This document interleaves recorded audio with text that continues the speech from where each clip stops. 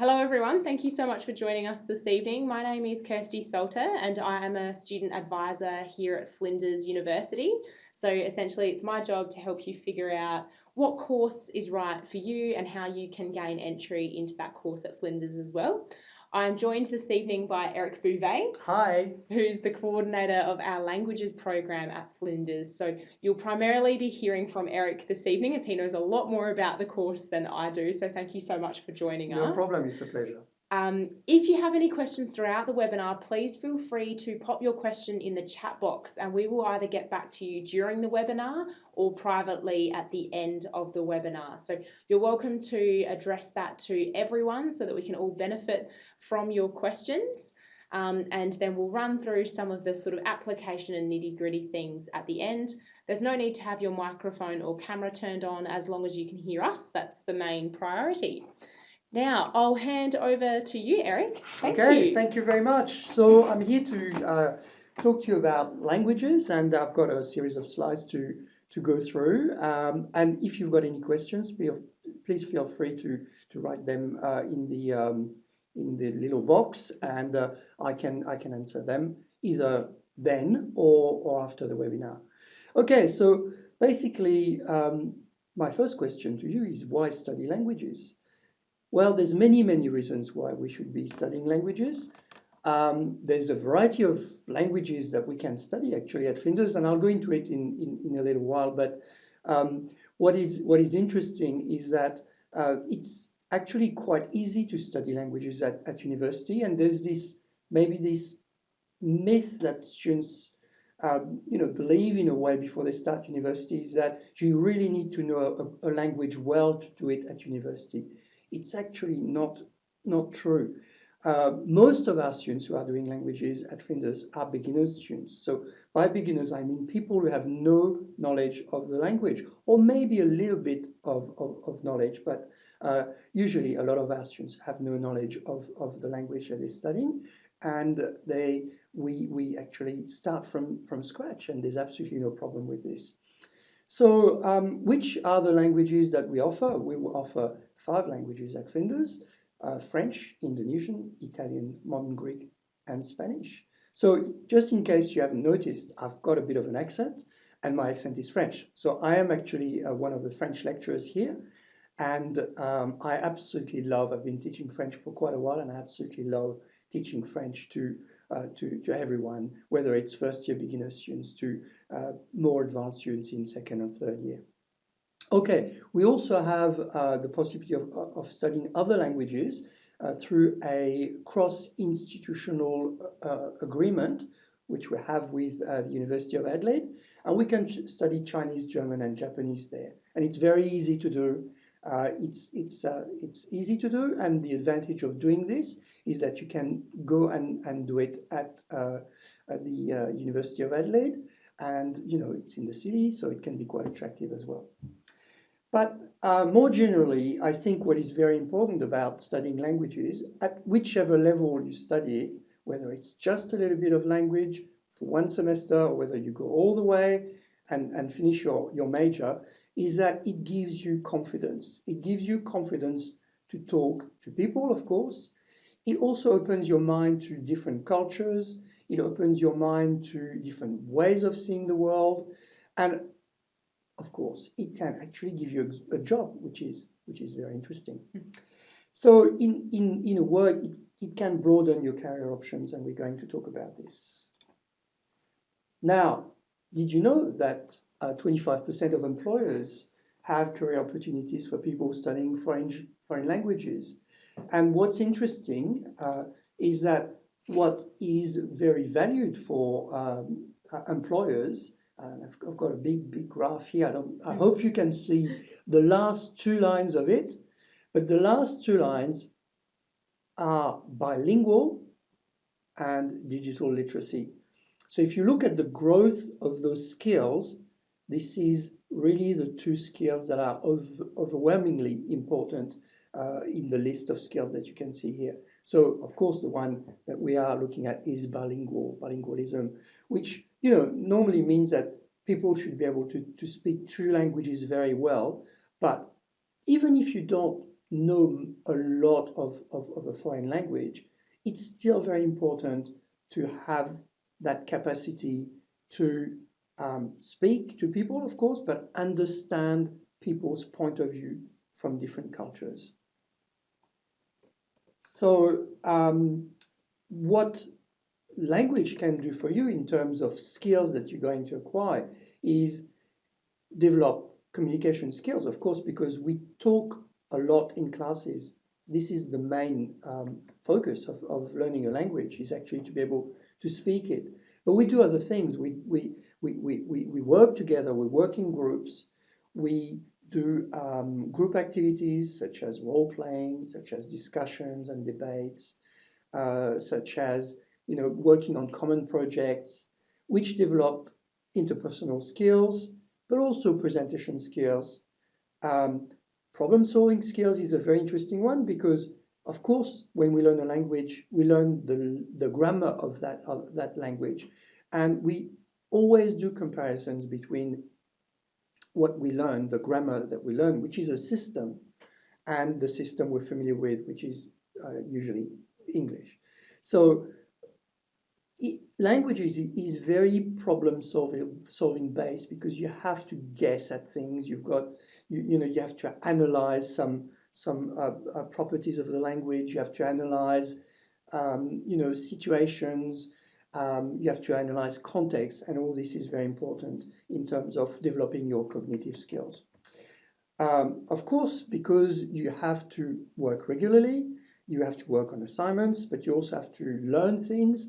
You have to learn vocabulary, you have to learn grammar rules, you have to do all sorts of things. You learn to organize yourself, and you learn good learning strategies as a result. So, of course, when we think about languages, we think about a number of professions that we can engage with using languages.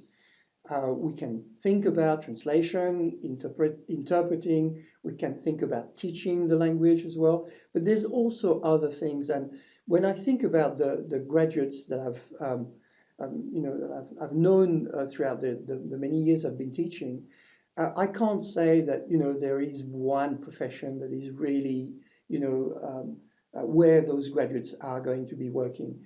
It's an array of professions. From more obvious ones such as diplomacy and international affairs, and of course tourism and hospitality, but other things as well, such as, for example, working in international development, working in social context, helping migrants, working for NGOs, and so on and so forth. So there's a very big array of different professions that people can engage in with having a language. My brother, for example, who's quite younger than me, works for a Finnish company, and he's got nothing to do with teaching or hospitality or anything like that, but he needs English in order to actually talk to the partners he has in different countries, and that's great. Of course, learning a language is about traveling, and that's probably the most exciting thing about learning a language. It's that, very quickly after you start learning it, you can actually go and travel to the country and say a few things. Order a meal, ask for directions, have a little chat with people, and that's great. A little bit of a language can actually take you a long way, which is fantastic. So we do have a lot of opportunities for students to go abroad at Flinders University. And we do encourage, of course, the students to travel as much as possible, because we think that although we provide, a very good student experience in relation to our classes, it's very important to supplement this with, real life experience, and that way it provides even more motivation for students to learn the language. When they come back from spending a month, let's say in Italy, they are more motivated than they were before leaving, because they can see that it's real. They can see what they can do with the language. It's actually real to them. It speaks to them. So we've got a range of study programs from very short programs, one week, 2 weeks, 3 weeks, and so on and so forth, to 1 semester. And even some students have managed to go to another country for a couple of semesters, which is great. And they come back completely transformed. So that's what they say. When they come back, they say that they've managed to meet a lot of people. This is the exciting thing about you make friends, you go and travel, you make friends, you have fun, and some of those friends are going to be your friends for life, which is great. So using a language is of course a social activity. And our students are saying, that speaking with people from different cultures is very enriching. That language enables you to do this. Or learning a language develops your interest in other people. And that's, as far as my own experience is concerned, that's really, really true. We've got a couple more quotes here. It's about enjoying new cultures. So enjoying meeting people with different perspectives on life, different values, different traditions. And that's what I was saying before. I think this is really the important point. Even if you don't go, all the way, the 3 years of the major, even if you do 1 semester, you will see a different way of thinking through looking at films, reading some text, looking at the language. The way people use the language is really grounded in culture. And language represents culture in a way. So that's very, very interesting to think about language in this way. So I've already mentioned the different languages that we're doing. So we've got French, Indonesian, Italian, Modern Greek, and Spanish. Those 5 languages that have been at Flinders University for many, many years. We've got great staff. All of them are native speakers. Yeah. I mentioned the possibility of studying Chinese and German and Japanese at Adelaide University, and it's just basically a matter of completing a form, and the university gives you the possibility of studying cross-institutionally, which is a difficult word to say actually for a French person. Okay, so we're going to go into more technical things here when I start talking about the ways you can actually study a language. So I mentioned that a lot of our students are actually beginner students. So this is in the beginner stream that they start, and they start by basically very, very basic language. For students who have no knowledge of language or very little knowledge of language. Now, if you guys have done year 12, then it opens the door to the intermediate stream. And you can do intermediate, upper intermediate, and advanced, the 3 years of the major for you. Whereas if you do beginners, you're going to do introductory, intermediate, and upper intermediate. So you still can get a reasonable level of language if you do the 3 years of beginner stream. It gives you the confidence to speak. On a wide range of topics. It gives you the confidence to read and write at a pretty good level. Of course, if you move to the advanced level, then you're basically working on authentic texts. You start writing essays and so on and so forth. You start really doing things that people would do in their first language. So there's a bit of difference between advanced and upper intermediate, but upper intermediate really gets you quite far in terms of what you can do with the language. Now we've got something called the Advanced Placement Scheme, which is available to students.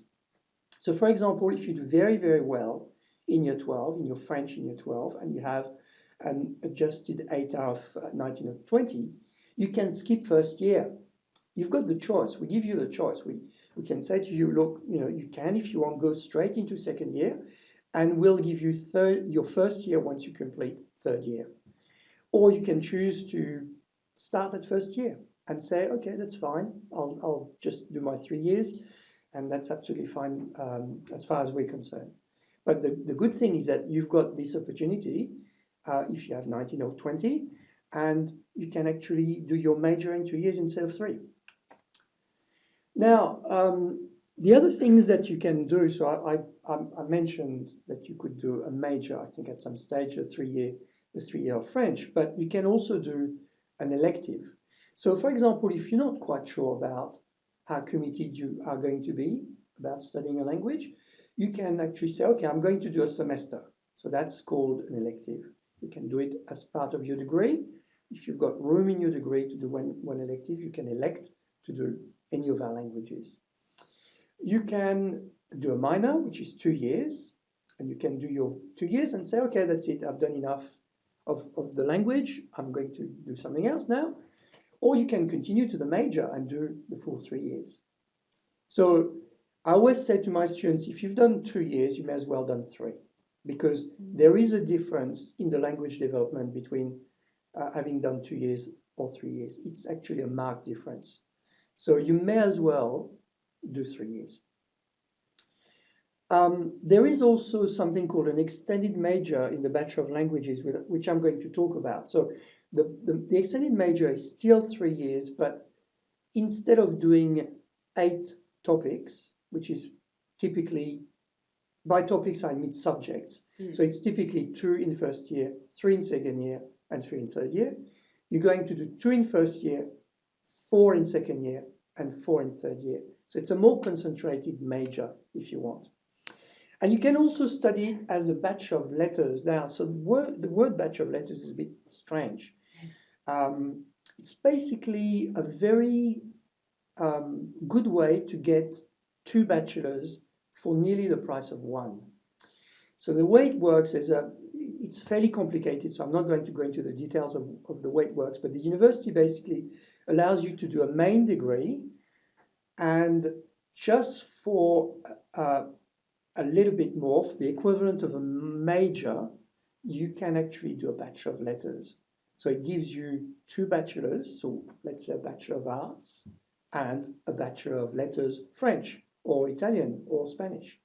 And all you need to do is 1 extra year of study. So instead of just doing 3 years of your normal bachelor, because you need to fit that extra major in your program of study, you end up having to spread your degree over 4 years. So, you know, it's a little bit more effort, but you get 2 bachelors out of it, which is great.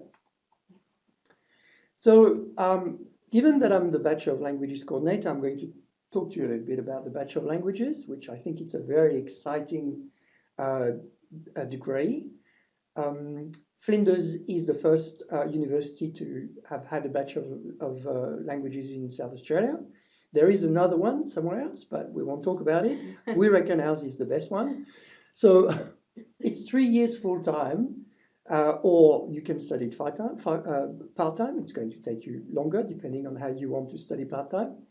But as I said, you know, we're not the only ones, but this is the only degree that concentrates on languages and cultures. Now, the other degree doesn't have the same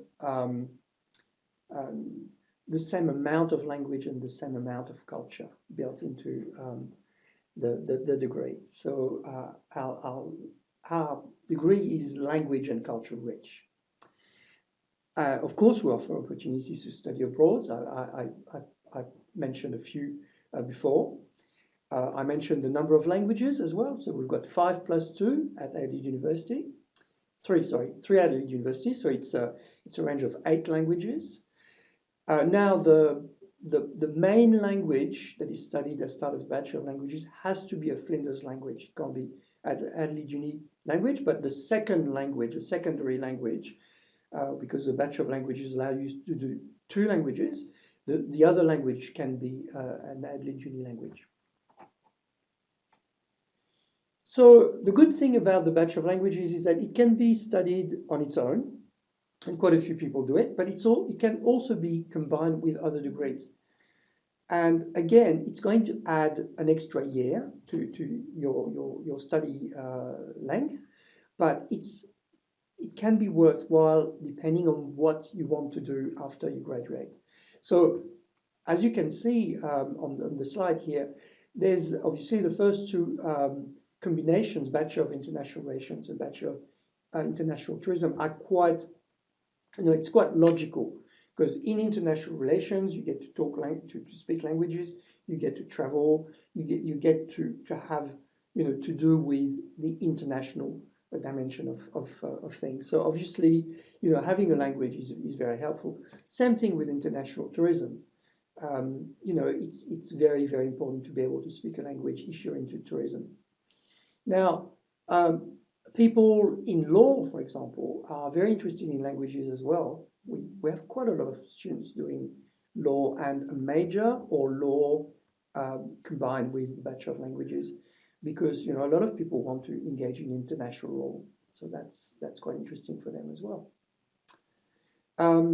There is also the possibility of having the Bachelor of Languages not combined, but studied concurrently with a Bachelor of Education.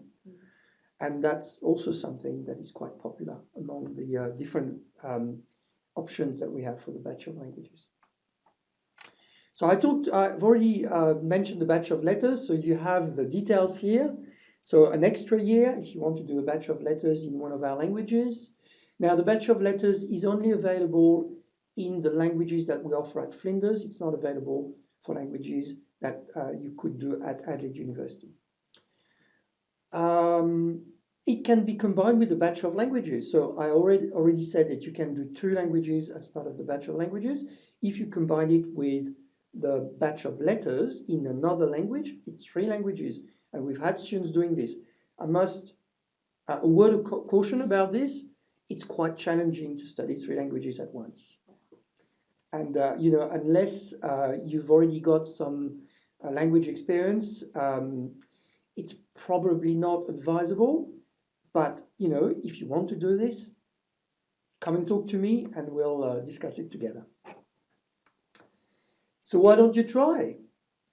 Now, the one thing that I should have mentioned, and I forgot to mention, is that as part of the Bachelor of Languages, you can also do applied linguistics and TESOL. So TESOL is about teaching English to speakers of other languages, and it's quite popular as a minor in the Bachelor of Languages, as is applied linguistics, because applied linguistics deals with how we learn languages, how we teach languages, how language work in society. If you think about language and power, language and genders, all these kind of things is things that we talk about when we talk about applied linguistics, language and culture as well. So those 2, applied linguistics and TESOL, go very, very well with the study of 1 or 2 languages. So it helps you develop a range of skills, as I argued, and those skills can be transferred to other study areas. Now, the one thing that students always say to me is that after having studied French, they understand English better. And it's because of the grammar training that we go through that help them not only understand French, but relate it to English. And I talked about, comparison that we make, the kind of analysis that we make of the grammatical system. All this helps in getting learners of languages understand their own language better. So yes, I can't hide the fact that it's not very, very easy to learn languages, depending on which language you learn. Some languages are a bit more difficult than others, and it requires a certain degree of dedication and regular work. But look, I speak English. English was not my first language when I started my life. It was French. I did what you guys are doing. I studied at school. I went to university and did English at university as well. And it's given me the confidence to travel and eventually come to Australia and use English as my main medium of communication in my professional life. So if I can do it, I'm sure everybody can do it. I'm by no means exceptional as far as learning a language is concerned. So it's very rewarding when you get to the stage when you can actually talk to people. It's a great experience. It's a great feeling. And, it can give you a job. So I think it's worthwhile. If you have any question, there's the time, and I'll be very happy to answer them. Thank you so much for that, Eric. That's all right. It was a Joining us pleasure. this evening. I was saying to Eric before we started that one of my biggest regrets at university was not combining my degree with our language. So very much recommend that you consider combining it with something if you're looking at another area, if not studying it in a degree all of its own. It sounds like there's a lot of exciting opportunities available within that program. So thank you. Those of you who have joined us this evening, I assume you already have a SATAC application in, which is fantastic. Wish you all the best for the main offer rounds on Friday the 20th of December and Friday the 10th of January. For those of you who are watching this webinar perhaps a little bit later on, the first closing date has already passed through SATAC. However, we are still accepting applications up until Monday the 2nd of December. There is just an additional late fee that will apply between now and then, but you can still submit an application after the 2nd of December. You may just be marked as having a late application in. Please just call us to discuss this though. That's what our team is there to do, is to support you in your journey before you come to university. So please give us a call. You're welcome to screenshot the details that are coming up on the screen now, or you're welcome to send us an email. We do have a number of other webinars coming up as well that you're welcome to join us for. You can see the full list on our website at that link there. I should note that if you are an international student and you're viewing this webinar later on or joining us this evening, that there are some slightly different admission requirements. So please get in touch with our international team. The details are on their website as well.